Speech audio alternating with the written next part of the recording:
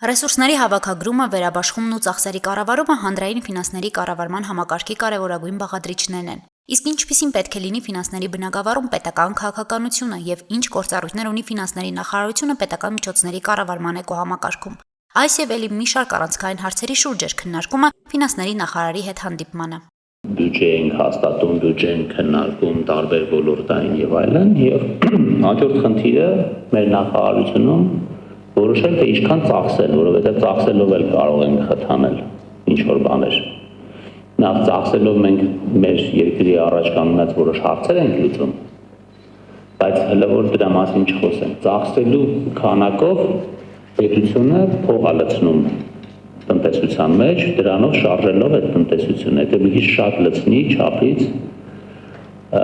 ինֆլյացիա կլինի, էլի գնաճ կլինի, գները բարձր կլինեն,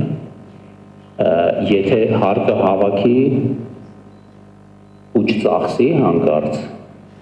պրոբլեմ կլինի, որովհետև մարդկանց ձեռը այլ փող չի լինի։ Տնտեսական աճի խթանման համար նաև պետությունը կարող է վարկ վերցնել, թողարկել պարտատոմսեր եւ կատարել ֆինանսական ներդրումներ, ձևավորելով ներքին եւ արտաքին պետական պարտք։ 2025 թվականի տարեվերջի տվյալներով Հայաստանի պետական պարտքը կազմել է 14.5 միլիարդ դոլար, արտաքին եւ ներքին պարտքերը միասին։ Պետական պարտքը 2024 թվի համեմատ աճել է 13.1%-ով, կամ մոտ 1.7 միլիարդ դոլարով։ Շատ հաճախ մանիպուլացում են հարցը, թե Հայաստանի արտաքին պարտքը թե ուր է գնում դրա ռիսկները, ես կուզենամ, որ մեր երիտասարդները, քանի որ իրանք էլ հեռանկարային են մտածում ու ապագա տնտեսագետ են ու նաև ապագայի վրա հաշվարկներ են անում, այն վախեցնող վերնագրերն ու հոդվածների հակառակ կողմը դուք ներկայացնեք։ Հայաստանը դեֆիցիտային բյուջե է ունեցել իր հիմնադրման օրվանից սկսած, նշանակում է իր պարտքը աճել է։ Ամեն տարի աճում է եւ աճելու է։ Քանի դեռ մենք որոշել ենք, որ ուզում ենք ավելի շատ ծախսենք, քան եկամուտ ունենք։ Որոշման հարց է։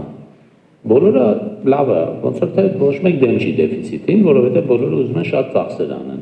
Ընդ որում բողոքում են, թե ինչի ծախսերը քիչ է։ Ասում են, ինչի եք պաշտպանության նախարարության բյուջեն կրճատել, ինչի եք թոշակառուների բանը չեք բարձրացնում, թոշակը եւ այլն եւ այլն։ Հիմա մենք դա պատասխանատու ենք, որպեսզի այնքան պարտ վերցնենք, որ կարողանանք դա փակենք։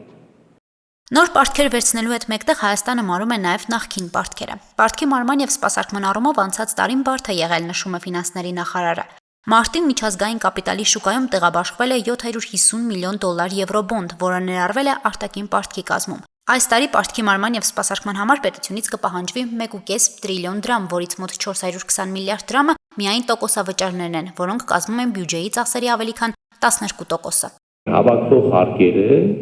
12%-ը ուղղվում է պարտքի սպասարկմանը, այսինքն տոկոսի մարմանը։ Իմ կարծիքով դա բարձր է։ Եվ մենք պետք է առաջիկայում դա նվազեցնենք։ Ինչի է դա բարձր։ Այդ տոկոսը որոշվում է երկու բանից, թե ինչքան պարտք ունես, բնականաբար, եւ այդ պարտքը ինչ տոկոսով ունես։ 20 թվականից հետո ամբողջ աշխարհում տոկոսները բարձրացել են, որովհետեւ ինֆլյացիա եւ այլն, տարբեր պատճառներով պարտքի տոկոսները բարձր են։ Եվ ընդամենը մի տարի է, որ այդ տոկոսները սկսել են մի քիչ իջնել, եւ դրա համար ես հույս ունեմ, որ այդ տոկոսների իջնելու եւ մեր եկամուտների շեշտակի աճի հետևանքով այդ տոկոսը իջնի։ Հաջորդ հարցը վերաբերում էր ֆինանսների բաշխմանը, ինչպես եւ ինչ սկզբունքով է որոշվում, թե որ ստորաբաժանմանը որքան գումար պետք է հատկացվի։ Ուսանողներին ու դասախոսներին մասնավորապես հետաքրքրում էր կրթության ոլորտի ֆինանսավորումը։ Վերջին 3 տարիներին կրթության բյուջեն աճել է մոտ 44.9%, բայց բարձրացման եւ հետ բուհական մասնագիտական կրթության ծրագիրը, այսինքն ամբողջ բարձրագույն կրթության տրամադրվող միջոցները ընդամենը 4.3%-ով են աճել։ Դուք եք չէ վերջնական ինչ-որ սկզբունքով որոշում ինչու համար այս ծախսը հատկացնենք սրան, որն է այդ մի քանի կարևոր սկզբունքները։ Երբ որ բյուջետային փուլում ասում ենք սիրելի գործընկերներ, սիրելի կրթության նախարարություն, Ձեր բյուջեն ենթադրեն 350 միլիարդ դրամ է։ Խնդրում ենք ներկայացնել ձեր բյուջեի բացվածքը 350 միլիարդ դրամի շրջանակներում։ Մեր բոլոր նախարարությունները ներկայացնում են, ասենք 350-ին գումարած 50, իսկ 400 միլիոնի հայտ են բերում։ Եվ ֆինանսների նախարարությունը ոչինչ չի կարող անել, քան վերցնի եւ ասի սկզբունքների հարց չկա։ Քաղաքականություն որոշող մարմինը ինքը որոշել է, որ 350-ը պիտի բաժանվի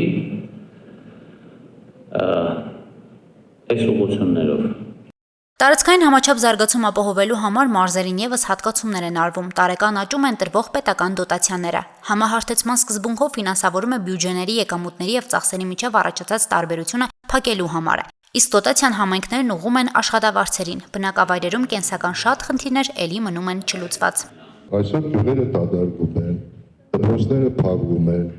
գյուղական բնակավայրերում Շիրակի մարզի հովիվներ չեն մնացել։ Գյուղացիները կատակում են, ասում են հովիվները գնում են բարեկ են աշխատում, այնտեղ եկամուտը ավելի շատ է։ Գյուղական բնակավայրերում անասունները վաճառում են, տեղափոխվում են Երևան, որտեղ այնտեղ եկամուտը ավելի շատ է, քան գյուղական բնակավայրում։ Այս ամենամեծ խնդիրն է, որը մեր պետության այսօրվա դրությամբ անվտանգության թիվ 1 խնդիրն է։ Այ ֆինանսների նախարարությունը այդ ուղղությամբ ինչ միջոցներ է նախատեսում ձեռնարկել։ Մեր զբաղվելիքի մեջ տարածքային համաչափ զարգացման հետ կապված հարցեր չկան։ Այսինքն մեծ հաշվով մեզ չի հետաքրքրում, թե ոնց դա ֆինանսական առումով ես անձամբ բնականաբար ցանկացած խելամիտ մարդ մեր երկրում ուզում եմ, որ համայնքները շատ ուրիշ ձև զարգանան եւ դա է պատճառը, ձեզ ասեմ, որ օրինակ մենք ունենք 16 միլիարդ սուբվենցիա տարեկան հաստատած, բայց տարվա վերջում 33 է ֆինանսավորվում։ Տարեց տարի ավելանում են դոտացիաները Շիրակի մարզի տարբեր համայնքների, Գյումրունը կարող եմ ասել, որ 25-26-ի համեմատությամբ եւս մոտ 500 միլիոն դրամով ավելացել է, իսկ ընդհանուր առմամբ 18 թվականից հետո կրկնա պատկվել մի քիչ էլ ավել, նույնը վերաբերում է բոլոր համայնքներին Շիրակի մարզի, այդ դոտացիաների մասով հենց այն կառավարության տված գումարներն է, որով կարողանում են համայնքները թե աշխատավարձներ բարձրացնել, թե այլ համայնքային գործեր անել։ Առաջիկա տարիներին առավել զարգացող ոլորտները ֆինանսների նախարարը նշեց, որ մեր երկրում լինելու են տեղեկատվական տեխնոլոգիաները, սպասարկման եւ լոգիստիկ ոլորտները, որոնց համար մեծ ներդրումներ կպահանջվեն։ Հասմիկ Թումասյան, Վահագն Վարակյան, Հորիզոն։